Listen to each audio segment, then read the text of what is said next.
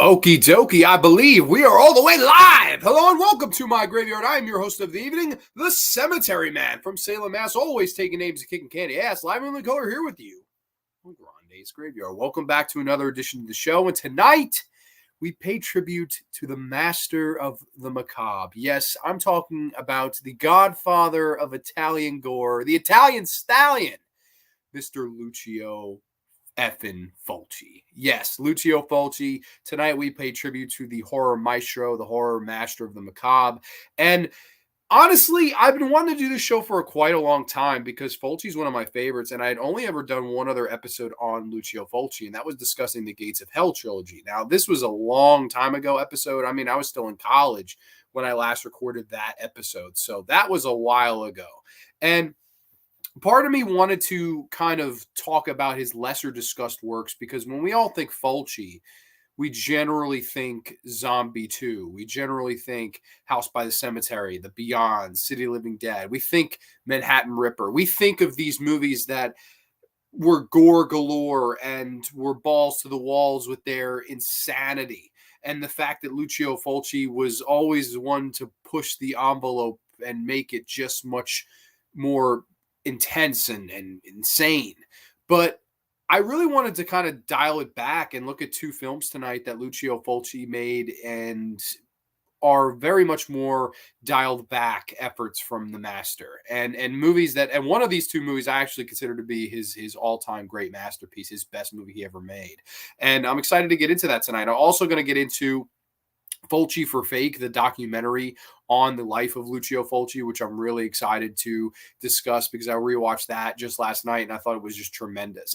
I figured we'd start off with a little bit of like why I like Lucio Fulci and maybe a little bit of behind the man behind the mystery, if you will. But first and foremost, comments.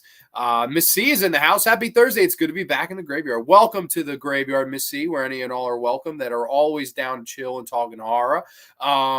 Neon Black Reviews in the house. I just watched A Lizard in Woman's Skin a few days ago. Excellent giallo from Fulci. Dude, yeah, no, that is an excellent one. And that I was going to do those three. The initial idea was let me do the giallos of Fulci, but he did like 5 giallos. I believe the two I'm talking about tonight, Lizard in Woman's Skin, Murder at Rock, something like that, and from the mid 80s. That was I think the last one.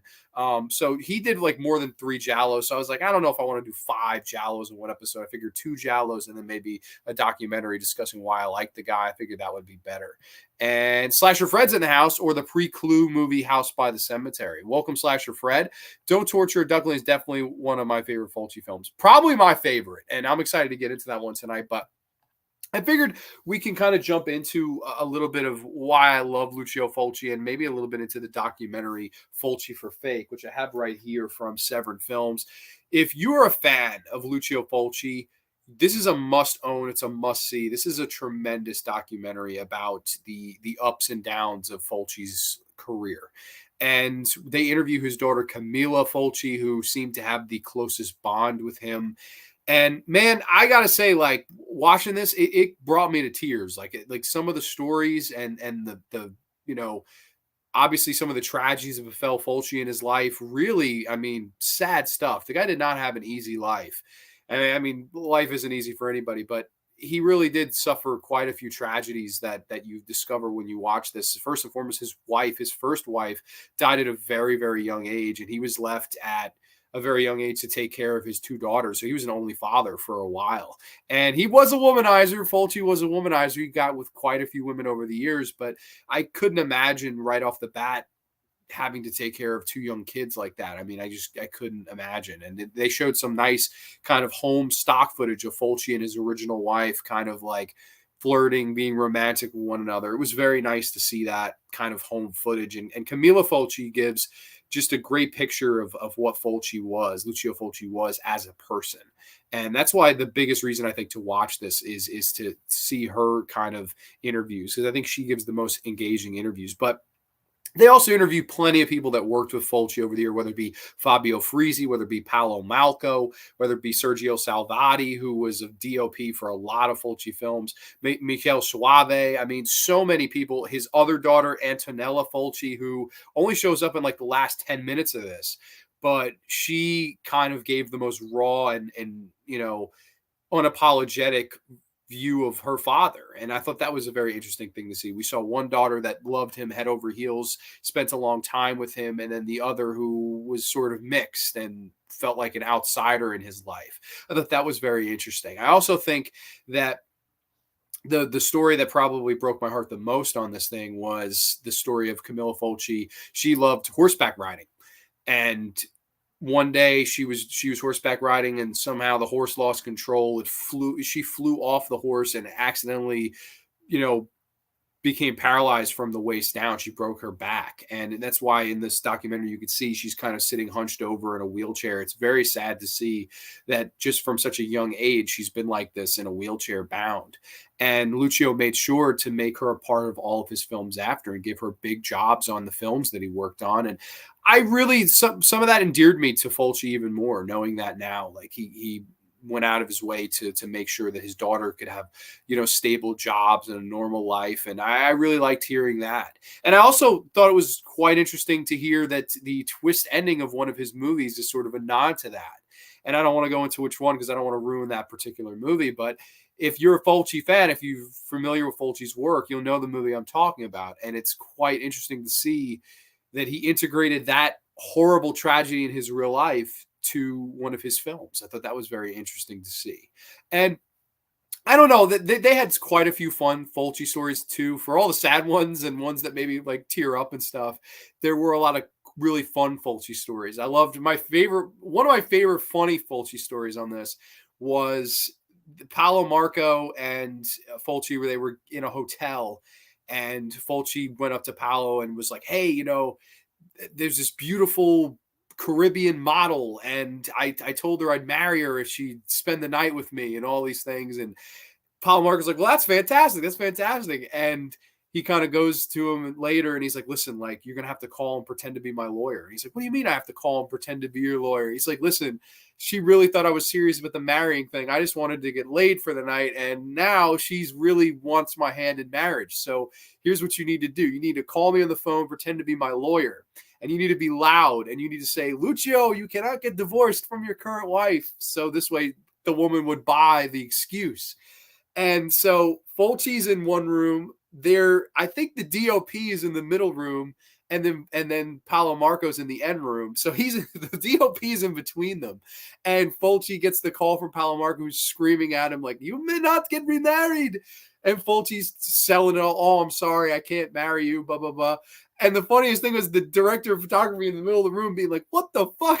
Like, I thought that was one of the funniest Fulci stories on here. I thought that was absolutely fantastic and just really brought a smile to my face. I don't know. There's something about Fulci that really endears me, because if you look and you look at his entire career, his entire filmography, they say this blatantly in this too. If you look at the first 15 to 20 films he made, which was more than Kubrick made at any point in his life, I think Kubrick made 13 feature-length films. Fulci, the first 10, 15, 20 years had made about 10, 15, 20 films, and people don't remember them as much. And they're not pivotal to the Fulci that we've all grown to know and love. And I'm talking about the kind of gore, the splatter Fulci that people kind of fell in love with, like I said, with the Gates of Hell trilogy and Zombie Flesh Eaters, these movies that really pushed Fulci from lesser known to mainstream. But I look at his entire career, and especially tonight, I really admire that the guy did all sorts of kinds of genres. I mean, the guy did giallo, the guy did Western, the guy did like adventure movies with the White Fang films. This is a guy that saw what was popular in society and popular culture and said, "I can do it too, and I can do it better." And my favorite all-time Fulci story actually has to do with this film, House by the Cemetery from 1981. My favorite Fulci story. The Shining had come out in 1980, and Lucio Fulci went to the cinema to see The Shining, and he was not impressed. He walked out of the theater not impressed. I didn't like it. I know at that time it seemed like a popular opinion that Stephen King didn't like it. There were quite a few critics that did not care for the film. I know Steven Spielberg did not care for the film. Lucio Fulci was right there with him. He did not like Stanley Kubrick's The Shining. And he got back and he got back to his house and he said, I could do that better. And that's why he comes out and makes The House by the Cemetery. It was all sort of a one-up, a middle finger, an FU to Stanley Kubrick to kind of prove a point in his mind that he could do whatever the best was doing even better. And that's why I love Lucio Fulci, because that mentality for directors is just lost as an art to me. There's so many filmmakers now, they imitate, they homage, they a lot of them, they look so far into their inspiration that they forget that they have to be their own thing.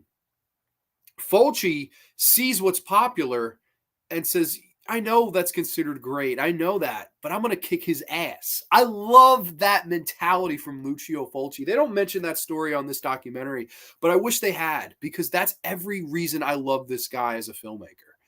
The mentality of anything you can do, I can do better. And hey, I know a lot of people, and me included, that will tell you The Shining is a better movie than The House by the Cemetery. I'm going to be honest with you. This is coming from a diehard fan of The House by the Cemetery. But the mentality of I'm going to one up your best. I love that. And I think that's what, to me, the biggest takeaway I get from Lucio Fulci as an individual, as an artist, as a filmmaker, and as a person, is that he was never afraid to go for it and to one up you, even if everyone said that you couldn't. And I don't know, that's my favorite Lucio Fulci story. And I don't know, I think a lot about this guy, because in a world where Dario Argento is probably my favorite director when it comes to Italian horror films, tonight we're going to look at two movies in The Psychic and Don't Torture a Duckling that are giallo films that are very much more focused Fulci films and very much more laid back, dialed back.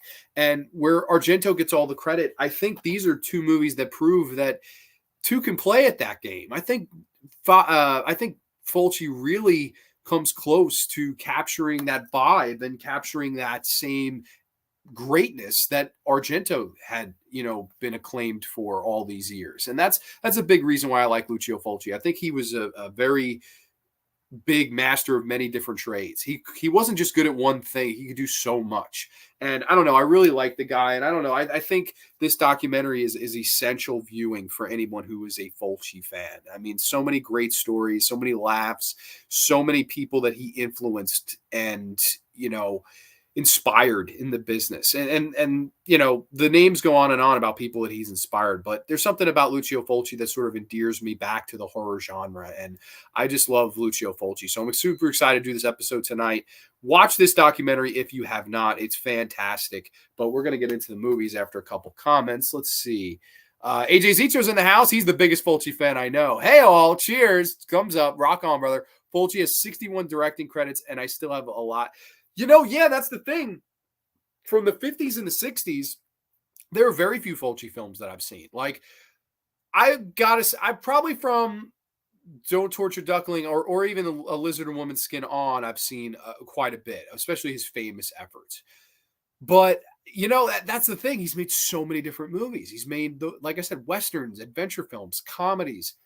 He's done it all. It's very interesting to see because Argento really did mainly giallos and then the occasional supernatural witch film. Like that's basically was Argento's filmography. He made one comedy early in his career that's basically for a long time was like a lost film.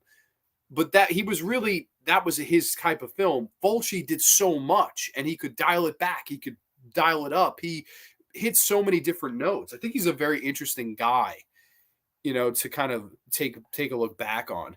No, you can't. Yes, I can. No, exactly. That's the mentality, and I like that. I think Duckling can hold its own against Argento. I love them both. I do. I love them both too, and I know that's the age-old debate. They mentioned it on this documentary and how Fulci, he was very ill, and Argento had won an award, and he asked Fulci to meet him up on the stage, and Fulci got up and met him on the stage, and they embraced in a hug. So it's nice to know that the two of them had a decent enough relationship, being compared all throughout the years. It's a shame we never really saw the collaboration, the Wax Mask. Fulci, of course, had passed away before that came out. Argento was going to produce.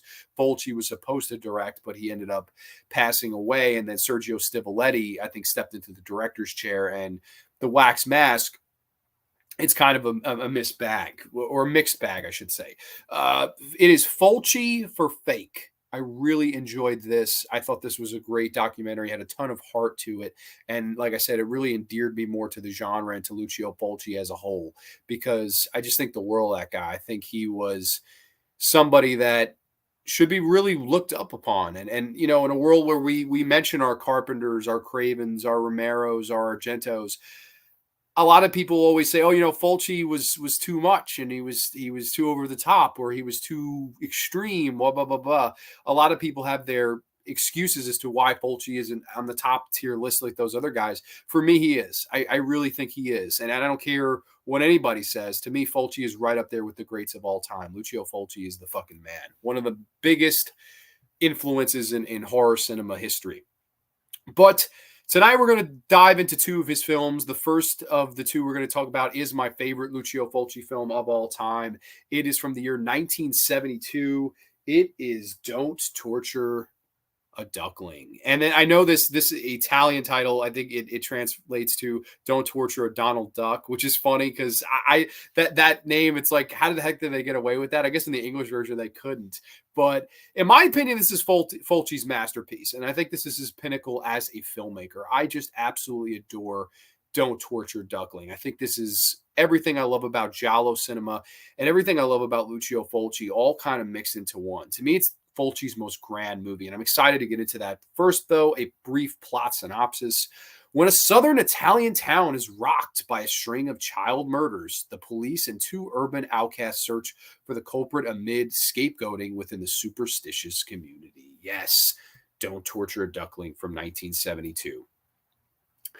Now, first thing that catches my eye right off the bat is the setting.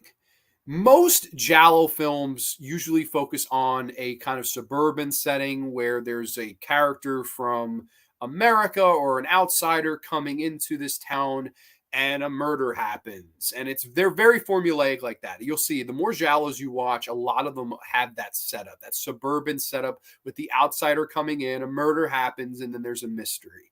That's a lot of giallo setups. But right off the bat, the setting kind of catches my eye because it's a very rural, small Italian town. And I love that rural setting. To me, it's right off the bat, it's setting you apart from other giallo films and very much welcomed by me. You see these kids playing in the kind of forest. They see this man being kind of a peeping Tom. They tease him about it. And they're also chased away by Florinda Balkan's character here, who's this sort of witch doctor. And she's practicing in black magic. She believes in black magic and stuff.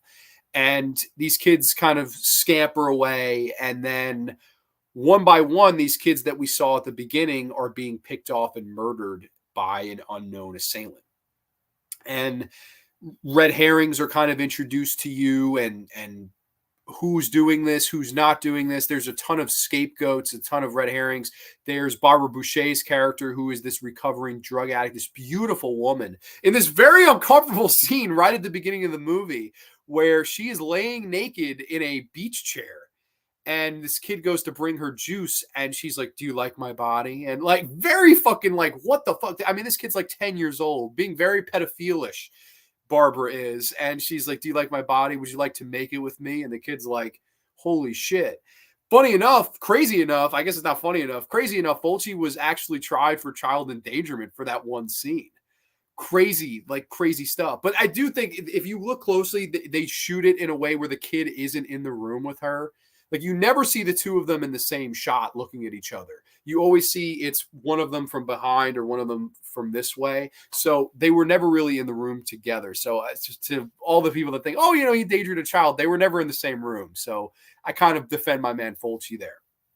But one by one, these kids are being picked off, strangled and drowned. And it's a horrific subject matter. It really is. And I think, the idea of killing a child, holy shit, like that is some crazy, plot point. At first, they accused the man that they were making fun of at the beginning for being a peeping Tom, and he kind of at first seems like he's very guilty because he asked them for a ransom to find the body. And just the scenes of horror where the father finds his son buried in the ground, they just kind of pull up his hand, and there's just all dirt and blood all over the kid's hand, and the father's just horror, that face of horror of when he realizes that, and he just breaks down crying. That's my son. That's my son. And all these people around are taking pictures and in horror watching along.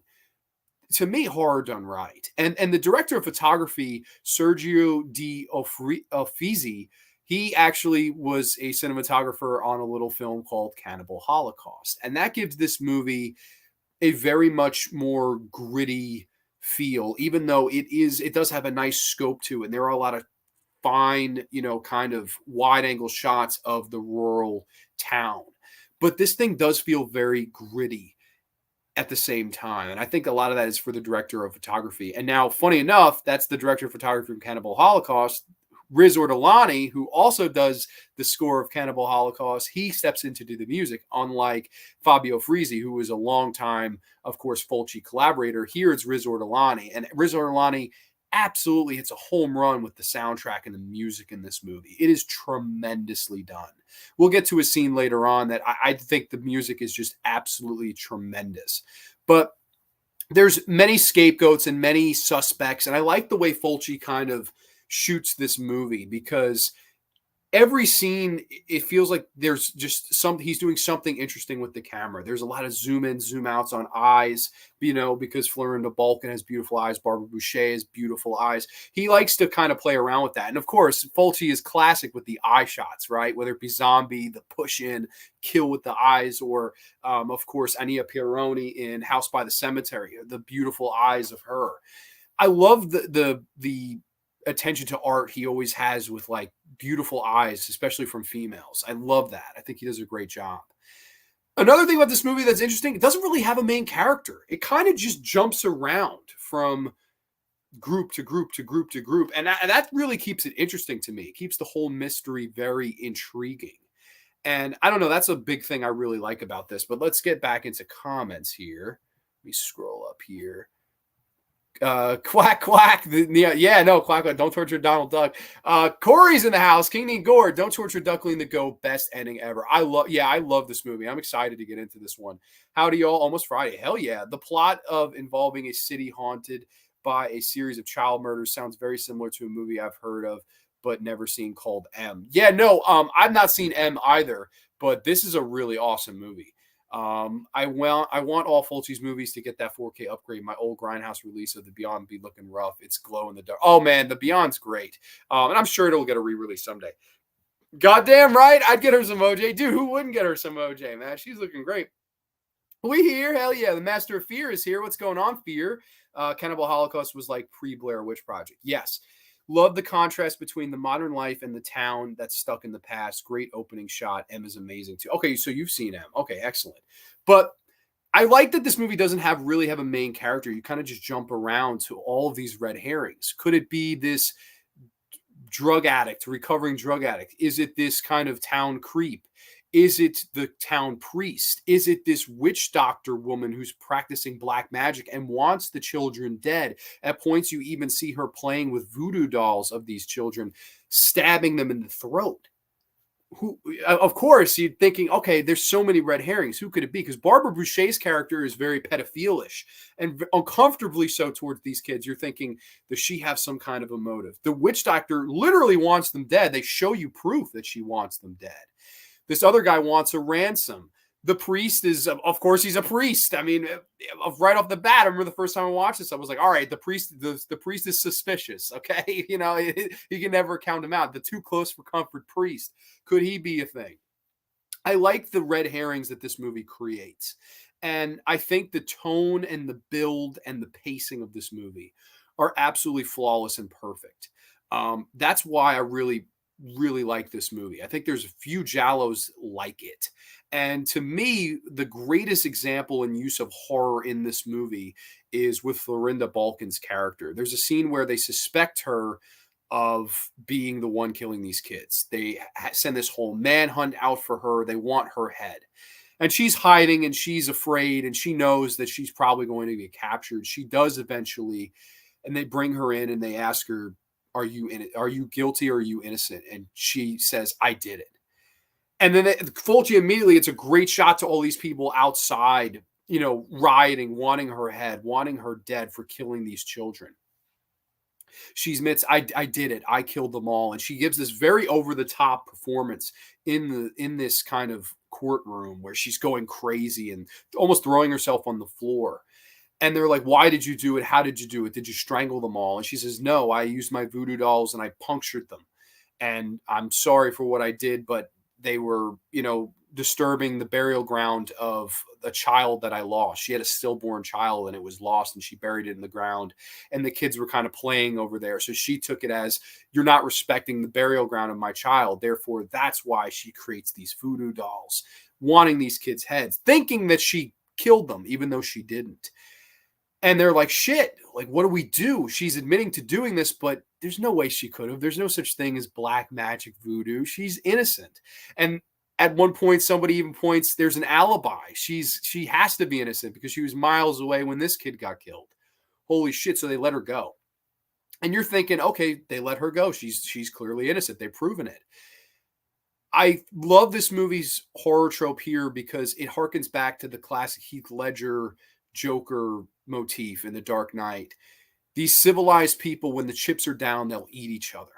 Because this woman here, she was proven innocent, suspected of being guilty, but proven innocent. She gets out. She's walking back to where she kind of resides. And these men pull up in cars, blasting kind of rock music on the radio.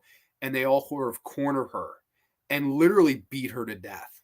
And it is one of the most uncomfortable, horrific scenes you can watch in any film. It's, at first, the music very fast-paced, but then they play this very slow, somber Italian music. And it is absolutely beautiful. I actually want to get the song here because people deserve to hear this song. It is one of the most beautiful songs you will ever hear in your life. I have it here. I want to make sure I get the right. So it's Che Giorni Insomayate, which is, I think, Days Gone By with You, translating to English, I believe. It is one of the most beautiful songs of all time, played over a horrific scene of a woman being beaten, an innocent woman being beaten for the child murders that she did not commit. Wonderful stuff. There's one man, he smacks her in the face when she's not looking. She gets cut here, and a great practical sort of blood swib down her face. These villagers, these common men, and their ugliness truly shows in that scene. Their true selves truly show out in that scene where they beat Florinda Balkan to death. And it is horror done perfectly, in my opinion. From everything from the performances to the psychology to the music, everything in that scene to me is Fulci coming to a peak of his career. I think it's not only the best scene in Fulci's filmography, I think it's the best scene in giallo film history. I will go that far because it's everything into one. It's horrific, it's brutal, it's gory, it's violent, it's psychologically damaging because you know as the viewer that she is innocent. There'd be a different kind of switcheroo if she was proven guilty and, let's say, escaped the court cell or whatever, then was captured, beaten to death. Then the mentality of the viewer changes. Oh, you're cheering. Oh, good. She murdered children. Kill her ass. But you know that she's innocent. So therefore, it packs such a punch to the gut when you find out. And that scene to me is so inspirational when it comes to great horror filmmaking. I think it's something that should be taught in classes around the world. I really do. And there's a great scene where she's sort of on the highway trying to beg for help because she's been beaten within an inch of her life. And she's reaching her hand out and these cars see her and just keep driving by. And that proves the whole motif and thing of people will stop to look. People will not stop to help. And that's the cruel, harsh horror of reality of the world we live in. And I think that is really well driven home here in Fulci's film, Don't Torture Duckling. I love it. I think it's really well done scene. Let me get back to comments here because I see there's quite a few. Definitely watch M, bro. It's a perfect movie. Holds up too well. Cool. I will watch it. Ryan Snyder's in the house. What's up, brother? Been a while since I've been here live. Dude, welcome, man. Glad to have you on. Sure, you've seen a giallo, but have you seen a giallo Fulci style? Exactly. And, you know, I remember when I first watched this, I expected gory, over the top. Like, if you've seen Cat in the Brain, think about what happens to the kid in Cat in the Brain. I guess maybe I could spoil it. Basically, a lawnmower runs over a fucking kid's head in the Cat in the Brain. I mean, that's a crazy ass scene. I was expecting over the top kills like that. You don't get that here. You get a very dialed back, stylistic, moody giallo film with great horror psychology and music and style from the director of photography. To me, it's his most grand film. I love it. Haven't seen this film. Highly recommend. It's on Tubi for free. You can watch this. And I am going to spoil this. You know, I've already spoiled a couple of things, but I'm going to spoil the ending soon. So if you haven't seen this and you want to and you're interested, please, you know, don't hesitate. You could turn me off. No problem at all. The music when she's beaten to death goes too hard. So glad, bro, given its flowers tonight. Thank you. Yeah, no, it's funny. You watch the beginning of that scene, and it very much reminds me of Tarantino's Reservoir Dogs. Like the whole tempo when it starts, but then when it becomes serious and they start to murder her, holy shit. Like it just absolutely like it grabs you. You're like, all right, now this is for real. And I love that tonal shift. I think it's really well done here. I think it's on Tubi, so check it out. Okay, excellent. Cool. Beautiful Carnage. Play that. I wish I could play that shit, to be honest. I'd get copyrighted though. It's not the booty, it's the beauty. Hell yeah, Ben Grimm's in the Heezy. I will try to find it. Excellent. Then she dies on the road, separating the old and the new. Chef's kiss. I don't know.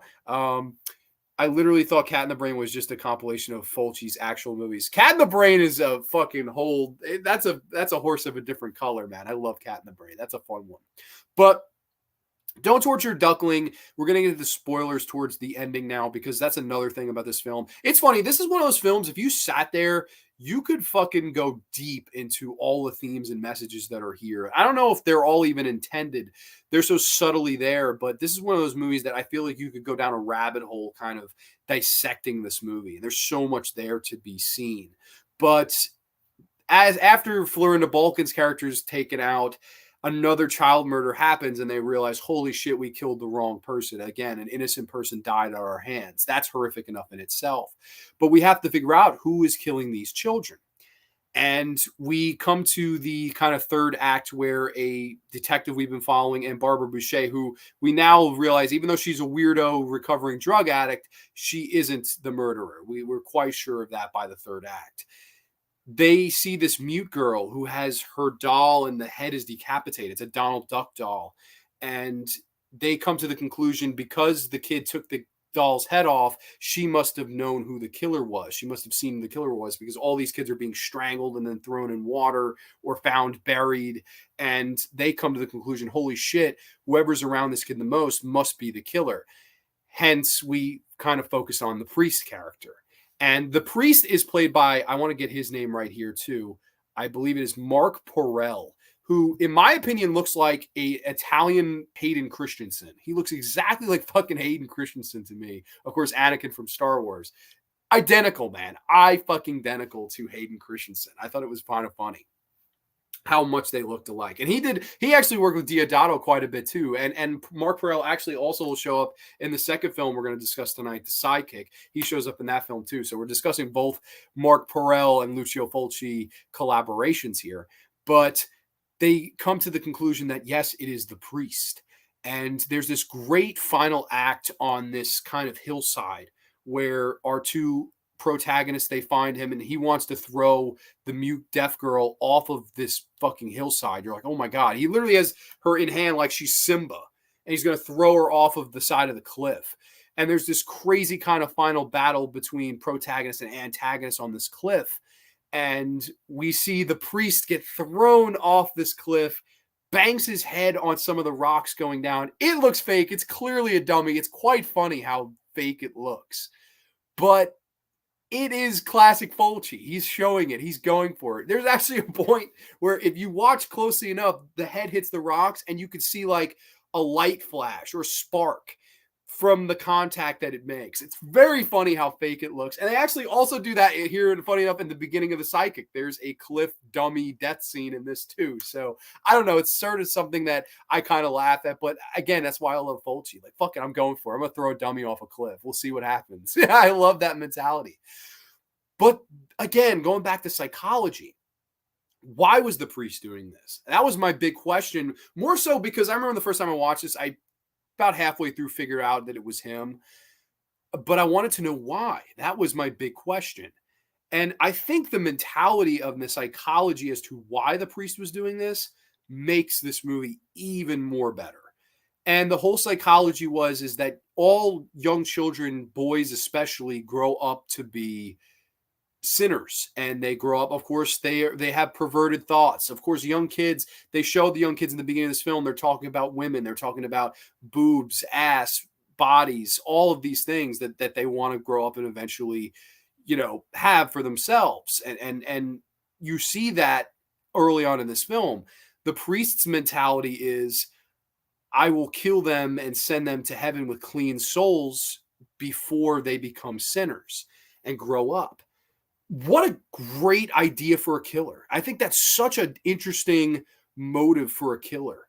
Like, his whole idea is, no, I am so above and holier than now that I will literally murder these children before they have a chance to live their own lives and become sinners. Wow. Like, to me, that's such a great idea and motive for a killer. Very ahead of its time stuff. Dare I say, I haven't seen it done in too many films other than this. And I thought that was like really eye-opening thing, because of course they could have just made it, the priest was a creepy priest and he was trying to fondle these kids. They could have done that. They could have, to me, that's the lazy writing. Of course he was trying to fondle these kids, and these kids didn't want any part of him because he's of course not. That would have been the standard way to play this. And I know that there's people out there that go, oh well, if you look at reality, yeah, no, absolutely. But to me, there's something so much more fantastical about that in this movie, and the whole idea of the killer. Very, very ahead of its time shit. And something that I love how they kind of play the ending out, where you see this priest bashes his head off the cliff, hits the ground, and they show for a quick second what his last thoughts may have been. Hugging these children on a playground, and he really did believe in his own sick, twist, demented head that he was doing the right thing, absolving these people of their sins before they even committed them. Brilliant. To me, absolutely brilliant. Fulci's best film, in my opinion. Like I said, the rural setting, the ideas of psychology and horror, of course, the few scenes there's not much on-screen violence in this movie, but what is shown is very effective and disturbing. The gritty tone that the director of photography, Sergio D'Offizi, brings. The music by Riz Ortolani is just absolutely brilliant, fantastic. In my opinion, this and Cannibal Holocaust, his best two scores overall. And to me, Fulci's greatest day as a filmmaker. I think the world of this movie, easily my favorite Lucio Fulci film, a masterpiece, a 10 out of 10 for me. I love Don't Torture a Duckling. All-time classic. Highly recommend you watch this. It is free on Tubi, so you can watch this one tonight if you want it. But let's get back to comments here. I just looked. Documentary is on Tubi and some of his movies as well. Very cool. Highly recommend you get into watching some Fulci. It was that damn priest. What kind of message does that send? Exactly. When I first watched it, I was like, is it going to be something generic like that? Like, he was in love with these kids. I really thought they were going to go there, and they didn't do that. I thought that was interesting. The thing about the hot older woman saying, "Do you like my body?" sounds very. It is very similar to that, and only the kid is like way younger, and it's very uncomfortable. But it's supposed to be at the same time. He does a good job setting up red herrings, because Barbara Boucher, okay, yeah, she's innocent. We find out she's innocent, but her character is very weird. She's beautiful, but she's very weird and pedophilish, and she's coming off all the drugs. The witch doctor is, again, very weird, very in her own way, and she wants these kids dead, but she didn't actually do it. She just wanted it to happen. So it's a different kind of thing there. And then, of course, the priest that thinks he's doing all the right things for all the right reasons, he is the one ultimately committing the murders. I thought that was very cool. King Igor, I'm actually going to watch New York Ripper here soon. You recommended me that movie like a year or two ago. Magnum Mac, welcome to the graveyard. Magnum Mac did an awesome tribute to the new Batman movie. If you want to check it out on his channel, very awesome stuff. Welcome to the graveyard, Mac. Ben Grimm, not Jumper and giallo. Yeah, no, it's funny. I think the priest looks like Hayden Christensen with like a different haircut, but he has a very Hayden Christensen-esque like face, and he's like similar height to Hayden Christensen. Mark Perel does a great job. I like that he's really convinced that he's doing this for the right reasons here. And I don't know, I thought he played an excellent villain. I wish he was in it more. I wish Mark Perel was in it more. I guess the idea was the less we show of him, the less obvious it will be that he's the killer. I guess that was really like more like, let's show him less. We'll show him at key spots, but we're not going to overshow him, which was smart. But I'll be honest, the first time I watched this, I definitely suspected him the most. Cliff Fall was awesome. It sparks it. Yeah, it sparks the face. It's really, really something. I mean, you watch it, you're like, what the fuck, man? But I don't know. I sort of love it. And it's the same thing with the next movie we're going to talk about, The Sidekick. It's very similar in that, too, where you're just like, what the hell, man? Like, what are they doing? Mateo's in the house. Ciao, Grande. I made it, everyone. Hi. What's up, man? What's going on? Ciao. Long live Fulci. By the way, everything you guys see in the movie, it's exactly how rural southern Italy was. Trust me. Oh, cool. Okay, I mentioned that's how I loved – one of my things I loved about it, because I don't know how long you've been here. One of the things I loved about Don't Turn to Duckling is, I mentioned in the beginning, usually it's a suburban setting and there's the outsider from America or wherever else coming into the town, and then a murder is committed. It's a very much, it dials it back to, it's not a suburban town, it's a very rural town, small, but we see the true horrors of this town come out when, of course, it's time to kill Florinda Balkan and that classic Italian music. I love this movie. I went ham into this, Mateo. If you catch the replay later and want to watch like my in-depth thoughts, it's like 20 minutes or so behind. But yeah, that is Don't Torture Duckling. To me, it's Fulci's masterpiece. I love it. I think it has everything that you'd want in a Lucio Fulci film, his most grand film. But that brings me to 5 years down the road. This is a little movie that I'd only seen once before this show prep, so this was only my second time watching. But this is Murder to the Tune of Seven Notes, a.k.a. Lucio Fulci's The Sidekick. Yes, The Sidekick from 1977. I got a brief plot synopsis here. A clairvoyant woman discovers a skeleton in the wall of her husband's house and seeks the truth to find out what happened to the victim. Yes, Jennifer O'Neill is the Sidekick. Now, this is actually a Kino Lorber Blu-ray that I got. I believe it was set out by Scorpion Releasing. This is the reversible cover art. I kind of like this reversible cover art. To me, it goes way better with the film itself. But right off the bat, I think it's interesting to mention this because they mentioned this briefly on the Fulci documentary, more on an interview I read for show prep. Fulci considered this movie to be the turning point of his movie career. He felt that this movie was the most important movie in his career when it came to reinventing himself and then going on years later, of course, to making Lucio Fulci's Zombie 2 or Zombie Flesh Eaters. I know this has a ton of names.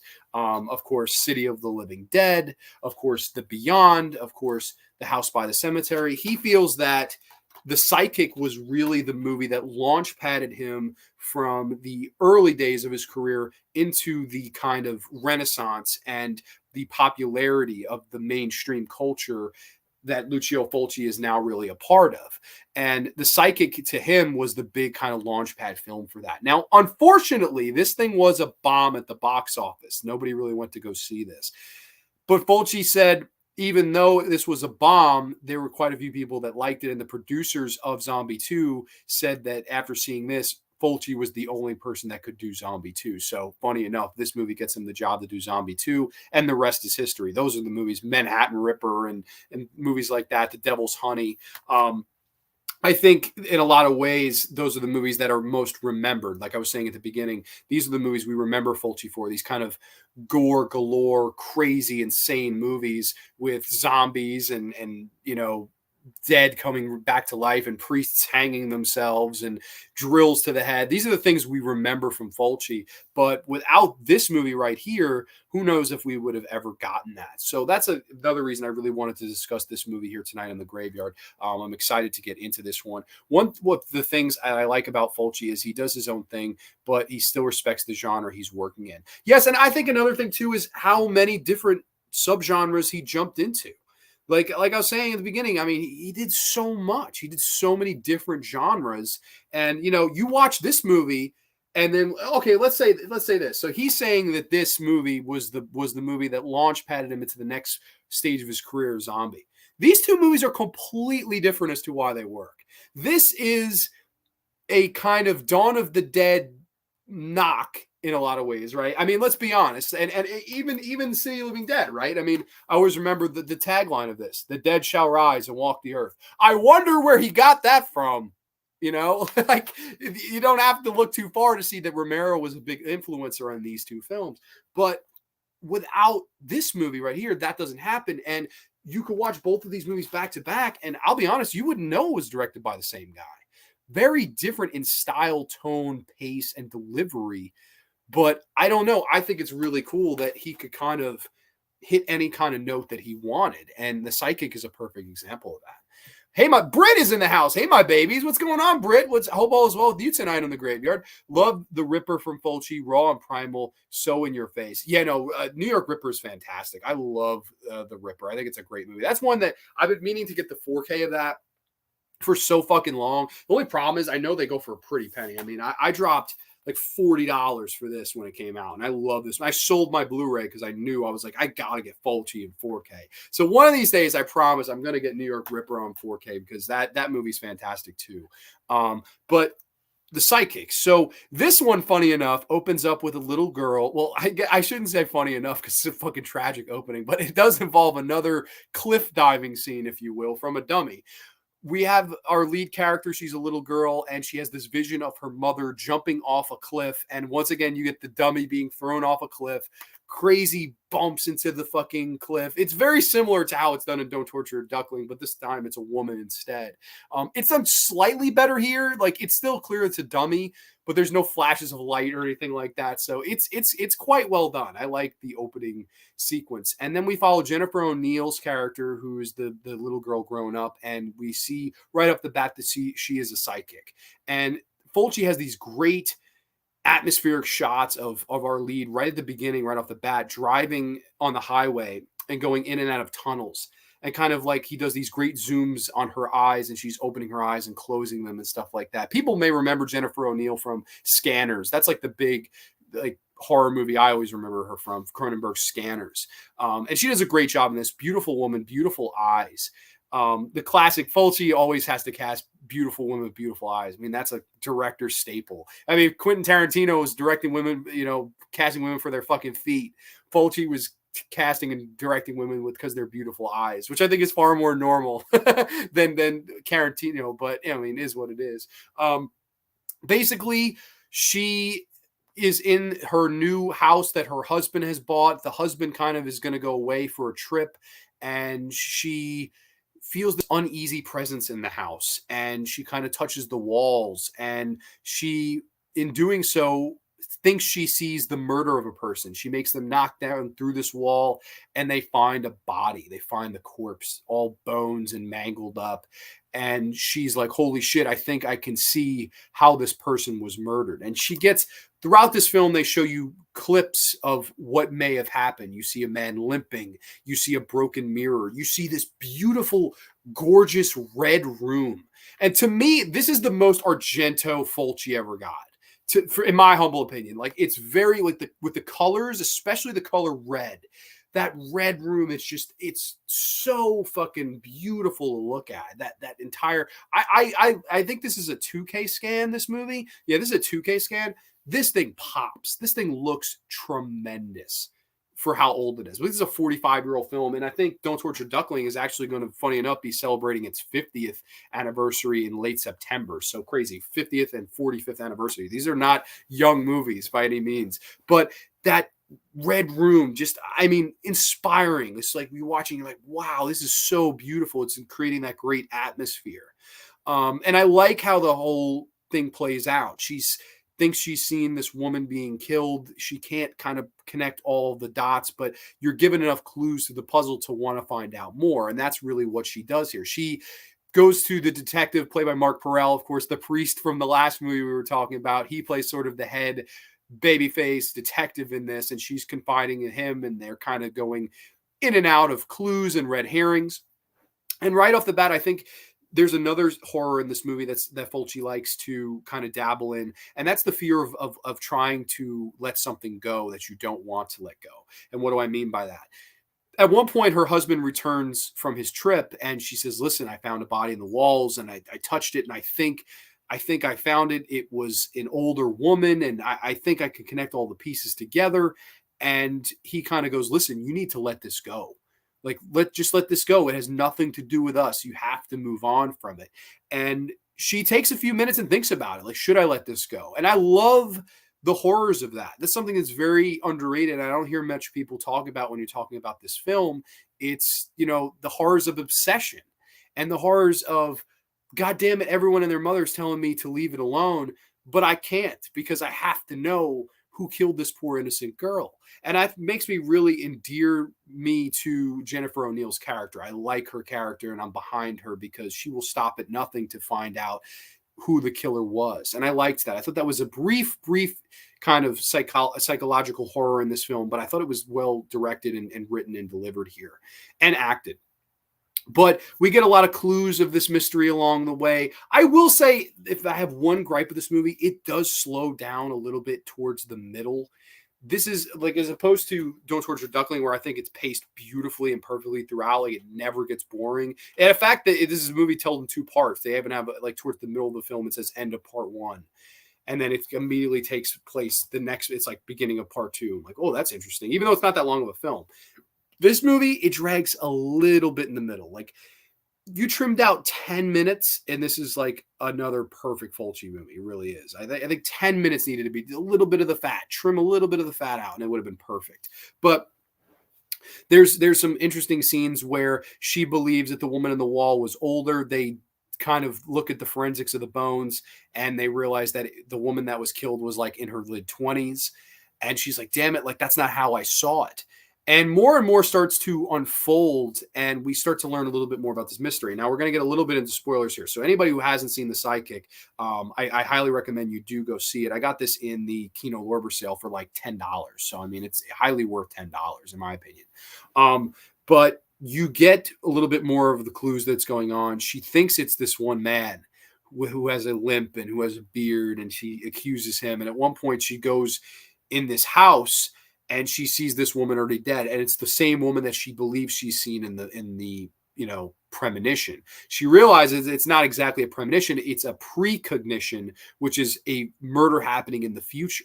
So all of these vibes that she got in the room weren't of the murder from the past, they were of a murder that's going to occur in the future.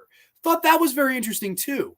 Because in classic giallo format, like, and you even look back at giallo films like Deep Red, Argento's Deep Red, and The Bird with the Crystal Plumage, there's a lot of, we see the scene play out, and our lead character is having a hard time remembering exactly what they saw until the ending where it unfolds. Like, oh, that's what I saw.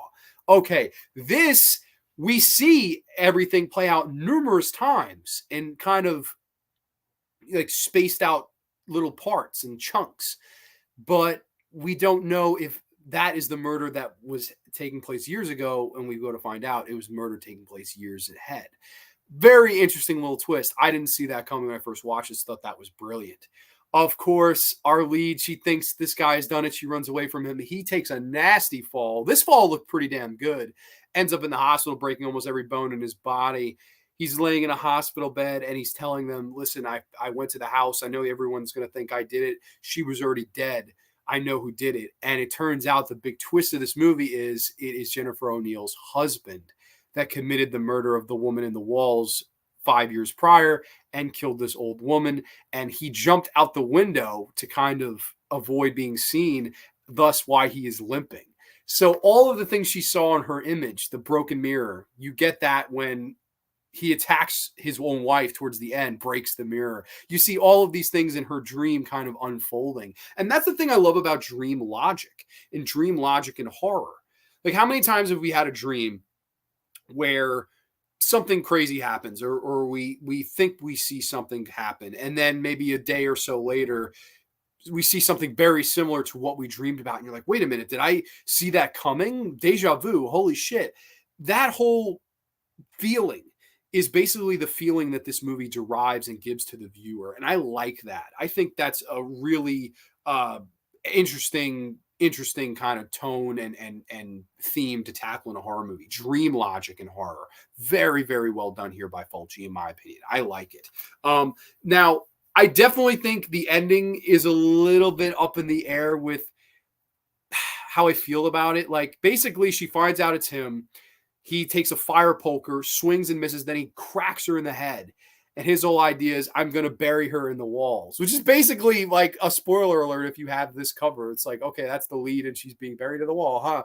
That's pretty much how this movie ends. He's kind of burying her in the wall. And Mark, the lead detective, Mark Perel, comes in and he's like, what's going on in here? What's going on? And he runs in and the other guy's like, oh, nothing, nothing. He's kind of talking his way out of it. And you think he's going to talk his way out of it. But we hear the lead's watch, an alarm goes off. Every hour she has this watch where an alarm goes off. And funny enough, it plays 7 notes, which is where I think the original title was Murder of the Tune of the 7 Notes. That's where that comes from. I thought that was very interesting. Like, it's playing back into the alarm on her watch, that haunting kind of lullaby kind of score. I love that. I think that was really, really kind of cool to bring that full circle. But my kind of issue, I don't know, it leaves it a little bit ambiguous because our lead's in the wall, you hear her alarm go off, and the people are walking out of the room, everybody kind of turns, and they kind of zoom in on the wall where you hear the music, and the guy who's the killer, he has this look of, I'm in deep shit look on his face. But the movie ends. Like, we don't know if they went through the wall. We don't know if we walked over and maybe the theme, the tone stopped. I mean, you don't know. And I think there's going to be a lot of people that go, what the fuck? I see AJ, that last shot, what the fuck? Yeah, no, I hear that. I definitely hear that. You're like, huh? Like, I wish it would have ended where they found her and, okay, you're okay. That would have been probably the way I would have liked it to end. But again, when you leave it up to the viewer, that is the ending for me now. Like you, if you're going to leave that up to me, they broke that wall. They found her. They arrested that sick son of a bitch. And, you know, she solved her mystery. She gets saved at the end of the day by Mark Perel. We all live happily ever after. That's how I like this movie to end. But again, if you don't want it movie to end that way, that's why I guess it's ambiguously ended. Like, you can think, oh, maybe they heard that and go, what the fuck? All right, let's leave. You could think the movie ends like that too. I think that's another kind of cool thing about Lucio Fulci's The Psychic. I don't know. I really dig this one. I think this is an interesting kind of laid back. It's Fulci at his most laid back and dialed back. It's very much more focusing on style over substance. And I think Fulci's style is good enough on its own 2 legs to kind of work. And interesting enough, like I said, with the first movie we talked about tonight, that was that was Riz Ortolani. Here he works with Fabio Frizzi, who would go on to work with a ton over the years, whether it be like the movies I said, Zombie 2 and House by the Cemetery and City Living Dead, and, you know, all of these movies. Those were the movies that Fabio Frizzi also did the score for with him. And also Sergio Salvati, he steps in to be the director of photography. And in the documentary Fulci for Fake, he said that The Psychic was a film that scared him. This and The Beyond scared him from a director of photography standpoint because he knew what he had to create. He knew the atmosphere and the colors and the tone that he had to go out and do. And this is a movie that delivers on that. I really like watching this movie. It is a very visually appealing horror film, in my opinion, and it's a damn good one at that. I love The Sidekick. I think this is a damn good movie. Let's see comments here. I think we were here in the movie Zombie. There is a cross between Spielberg and Romero where a zombie fights a shark. Yes, that is that classic Fulci. Do you think Jaws is good? Do you think Dawn of the Dead is good? Fuck that shit, man. I'm going to have a zombie fight a shark. Anything you could do, I can do better. That's Lucio Fulci. I love him for that. I like the art of this one. So do I. I think it's beautiful to look at. Dope twist. Yeah, no, I agree, Britt. I think it's an interesting twist. And even though I do think the movie slows down a little bit, the mystery is intriguing enough, and the dreamlike atmosphere and the visuals. And it's a very different type of Fulci film, but I really respect it for that. It's funny. 2 giallos we talked about tonight both work for completely different reasons. This one for psychology, the rural setting, Riz Ortolani's score, Sergio D'Offizi's director of photography, the whole way this movie is kind of photographed, this movie from a stylistic standpoint and the dreamlike atmosphere and the use of color and style. That's why I love The Sidekick. And I think it's a really well acted movie as well. Got a job, Grande. Have a great weekend, brother. Neon Block Reviews, thank you so much for tuning in, man. I appreciate the support as always. I hate precognizance. Sorry, I'm an English major and I fucked that word up.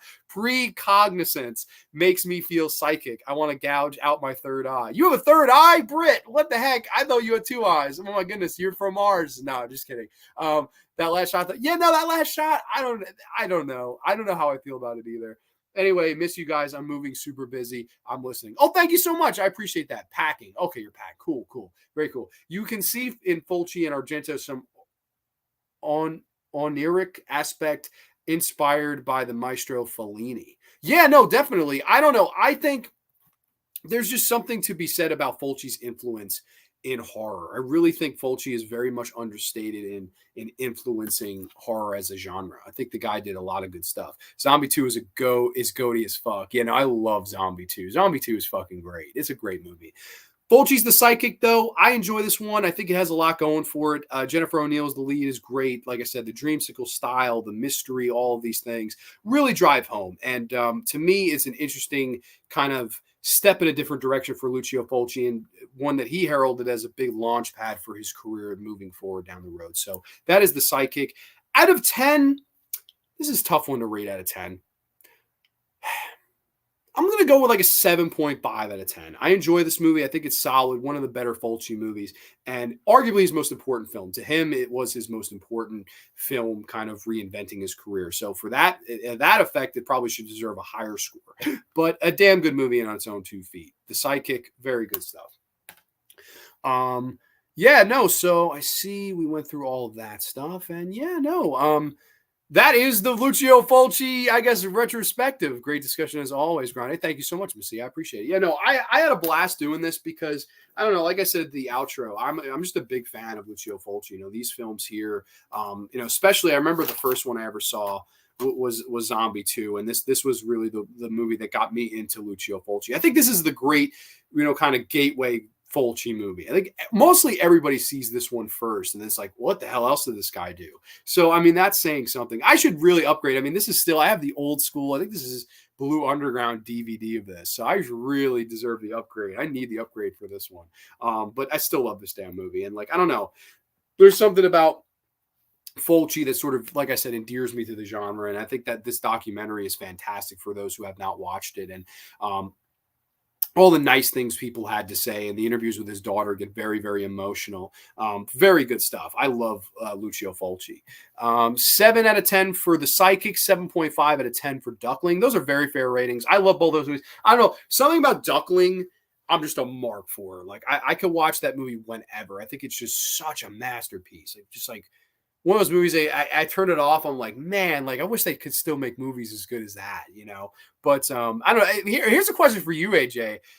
Now, I know you're a diehard Fulci guy, and I know you're definitely more on the over the top gore Fulci. Here's a question: would you prefer this type of Fulci, like the kind of slow burn giallo Fulci, or would you prefer Devil's Honey Fulci, like anything he made after he got sick? Because people don't realize he got sick, deathly sick. He had open heart surgery in 1984. And he actually contracted hepatitis from the second surgery that he received. And his big return film was a little movie called The Devil's Honey, which I actually have over there. I should have grabbed it. I should have grabbed all my Fulci movies that I have.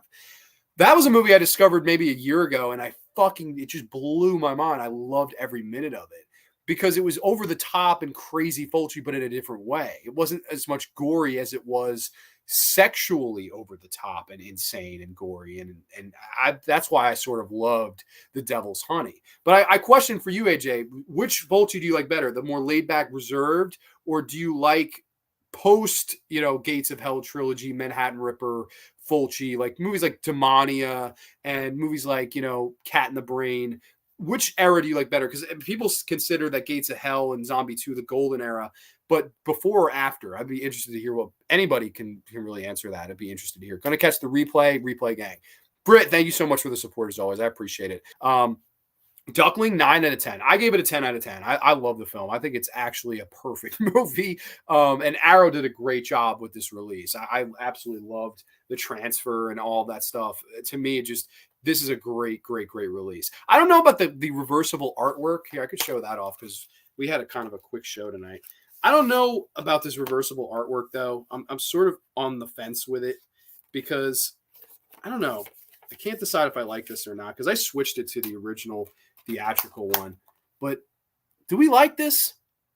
I don't know, man. I cannot get into this artwork. I don't know why. I just like, sort of iffy. I very much more prefer Florinda Balkan fucking like the shot of her crazed face in the courtroom screaming. I think that's a much better cover art. I don't know. I think it's badass. And of course, having Barbara Boucher and the priest being thrown off the fucking cliff on it, that doesn't hurt either. I don't know. I think this is a much better cover personally. Very cool. Very cool image of horror. Same thing with this one too. Funny enough, this is a versatile cover art. I like this way better than the one that they have here, which is, I can just take it out of the sleeve. This, I don't know. This is not bad by any means, but also it's funny if you read the fucking tagline, it ruins the whole movie. Suddenly she could see into the future and saw her own murder. That's the twist. That happened the last 5 minutes. You find that out. So if you read the fucking tagline of this, it ruins the entire movie. So I don't know. I highly recommend people that did not watch this episode and did not see that tagline to stay away from it. AJ's Happy Fun Time channel says slow burn giallo, I guess, even though giallos in general are my least fave. Really? I didn't know you were not a giallo guy.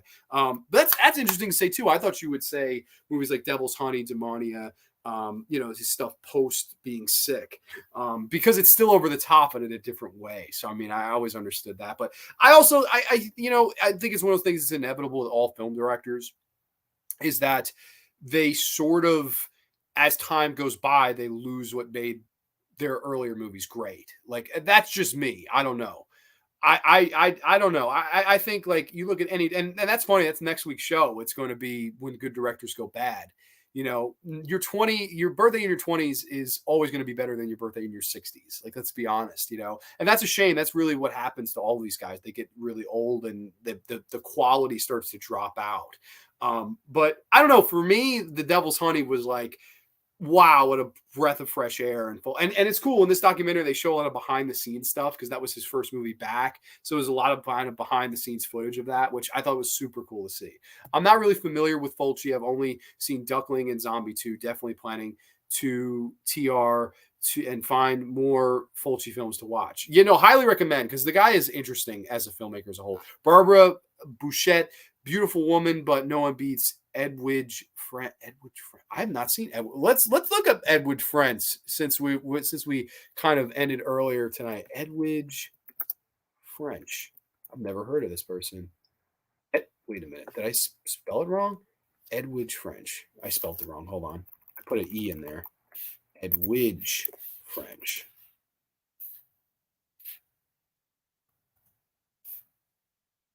Wow, this woman's fucking beautiful. Holy shit. Wow, what the heck was she in, man? She's a good-looking woman. Oh, she's a day apart from my birthday. That's pretty cool. Edwidge French. Holy fucking shit. What a good-looking woman. Oh, this is the chick from Your Vice is a Locked Room and Only I Have the Key, right? Isn't that this lady? Here, let me look at her IMDb. Yes, that is her. Okay, I knew she looked somewhat familiar. Okay, yeah, no, she is beautiful. I don't know. I think Florinda Balkan is fucking beautiful too, man. Like okay, like Fulci knew how to cast beautiful looking women, and like Ania Peroni is one, Florinda Balkan is one. I mean, beautiful women there. I flipped the Emerson, Lake and Palmer cover too. Yo, that's hilarious. I didn't even think of that. I fucking love you, dude. Yeah, no, that's I flipped the Emerson, Lake and Palmer fucking cover. I don't know. I'm not a fan of it. Another beautiful woman though, Soledad Miranda, who I wish lived longer because I know Fulci would have worked with her. Because she has those beautiful dark brown eyes, man. Like, there's something about Soledad Miranda that just fucking was just unbelievable. I mean, she had a crazy screen presence. And I think she would have been a big star. I know like the whole sad story was she was going to sign like the 6-picture deal, the German deal, contract, and she died in a car accident driving there. I mean, that's the saddest thing ever. I know Jess Franco was there waiting for her, and she would have taken off. And I really do believe she would have been in a Lucio Fulci film at some point if she had lived to see that day. So it's a damn shame, but she was beautiful. But Edwidge French is also a beautiful woman too. Wow. This is a good-looking woman. Was she in any Fulci films? I'm looking here. Strange Vice of Mrs. War. Yeah, she's in a bunch of giallos. $5 for an August Moon, another giallo. I'm looking here. Strip Nude for Your Killer. That's a great title. Erotic Exploits of a Sexy Seducer. So some of these titles, man, just crack me up. Dr. Jekyll Likes Them Hot. What? Oh my God. You kidding me? There's a movie called Dr. Jekyll Likes Them Hot. Oh my God. Directed by Steno. Okay. I don't know. That's fucking crazy. But yeah, no, unless anybody else wants to talk a little bit about Fulci or anything else about Fulci here, we could call it a night. No big deal if you guys want to call it early. This is 2 weeks in a row. We actually ended early, crazy enough. But I don't know. I had a fun time talking about Lucio Fulci, man. And I highly recommend, like I said, all three of these movies: Fake for Fulci for Fake, Sidekick, and of course, Don't Torture Duckling. My favorite of the bunch. Love this movie. So I don't know if you guys catch the replay of this, you can comment down below. Let me know some of your favorite Fulci films. I'm a big fan, and I'm only like Neon Black Reviews was saying before. He's one of those filmmakers. I haven't seen all of his work, so I want to see more because The Devil's Honey was a huge surprise. I went into that thinking, all right, this is not going to be anything, and I walked out like, what a fun, crazy, insane movie. And I did a review for it on the channel because it blew my mind so much. I absolutely loved it, man. I think it's a great, great film. JP's in the hazy. Horny Dr. Jekyll. Yeah, no, Dr. Jekyll Likes Him Hot from 1979 with fucking Edwidge French in it. I don't know, man. A lusty young woman decides to use her sexual powers to tame the evil and murderous Dr. Jekyll. What the fuck, man? Some of these titles are insane. Can you rank Argento, Fulci, Bava best to worst? Wow. That's really hard. Okay, so before I rank them, I think if you took a general poll consensus of the three, it would probably be Argento, Bava, Fulci. I think if you asked 100 people that love horror, I think that would be the ranking of the three. I think, and I could be wrong. I think the majority would give you that in that order: Argento, Bava, Fulci. See, it's funny because I feel like Argento owes so much of his career to Bava. Like if you watch Black Sunday, you watch Blood and Black Lace.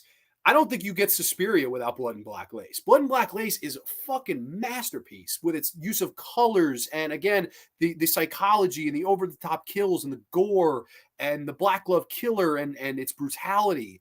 That movie, I don't think you get Suspiria without it. I would say Bava is probably the most influential of the three because without Bava, I don't know if we get Argento, Fulci, or Suave. I don't know if we get those guys. I really don't.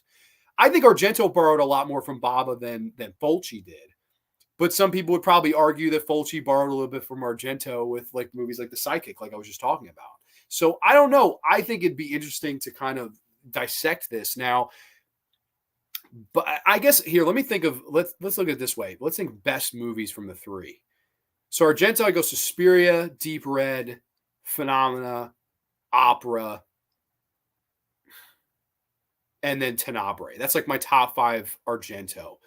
Bava, I would go with the Black Trilogy, Black Sunday, Black Sabbath, Blood and Black Lace, Bay of Blood, and another Bava movie. Man, there's so many fucking good Bava movies. I don't know if I can think of Fulci, and then Fulci, Gates of Hell trilogy, Zombie, and then I would say Don't Torture Duckling are my top 5 Fulci films. So all 15 of those movies are fantastic.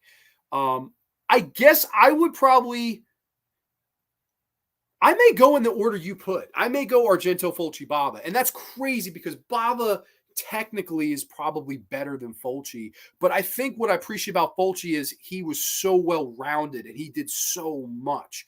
Like he could do a comedy, he could do a Western, he could do an adventure film, he could do a horror, he could do over-the-top gore, he could do a giallo, he could do so much. He was like, anything you needed him to do, he could do it. And he could make it entertaining. Argento really and Bava were very much more stylistic and they cared more about the way things look and cared more about a style. So I would probably go with how you put it, Argento, Fulci, Bava. Although technically, I think people would put Bava above Fulci. I don't know. How would you rank it, Minty? I'd be interested in anybody else here. I don't see any more comments, but what else would people rank that? I don't. It doesn't have to be just me. But yeah, no, I would rank it like that. It's tough. It's tough because I think a lot of people. Funny enough, we got the question on a horror roundtable past episode.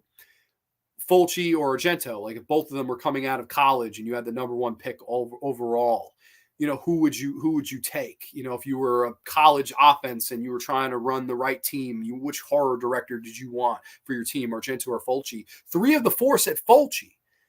So maybe Argento's too artsy for people. I don't know, but I don't know. It is interesting to think about. Agree with you. Fulci is a craftsman and Bava is an artist. Yeah, no, and and I think, I'm not trying to like discredit, Fulci by saying that in any means. I think because I like we talked about tonight, Fulci could be an artist too. Like I think these movies are far more artistic than, crafting.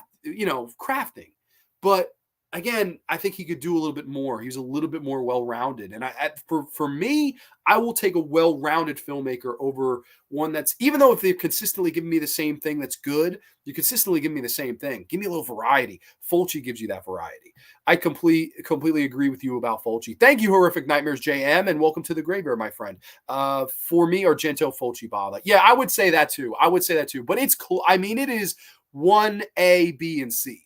Like that's how close those guys are. And like honestly, somebody could argue Bava is better than the other two by because Bava without those two, I don't know if those two would have the great careers that they had. So it is what it is. I would take Fulci. Yeah, no, I love Lucio Fulci, man. I'm a huge Fulci mark. That is a good question. Tough, tough, man. Throw Michele Soave in there. Throw some fucking, throw Ruggero Deodato in there. Then it's getting really hard when it comes to great horror filmmakers from Italy. I mean, it's tough, but I don't know. I love all those guys, and I think all those guys did great work. And Fulci, I don't know, something endearing about him, something that I really like. So that is going to be the show for tonight, everybody. Thank you so much for watching. This was a very fun episode of Grande's Graveyard, talking all things Fulci. If you have not already, please check out these movies that we discussed on the show tonight. All 3 are awesome. I believe somebody was saying 2 of these are on Tubi. I'm not sure where the Psychic is available to watch, but Fulci for Fake and Don't Torture Duckling, free to watch on Tubi if you're interested. So that is the show for tonight.